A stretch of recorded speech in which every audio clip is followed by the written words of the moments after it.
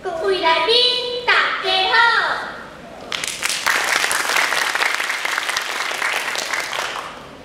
今仔日阮要讲的笑话是无啥会寒，无啥会寒。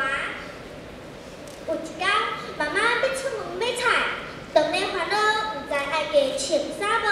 拄好爸爸对外口转来，妈妈就问伊讲：“爸爸，外口会寒无？”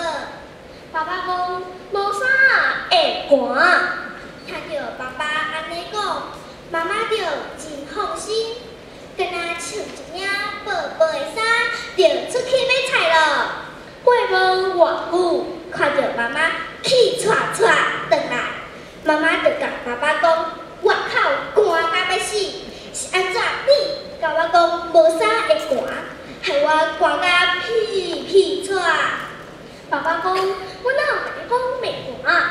我是甲你讲无啥会寒，想叫你正经无加穿衫。”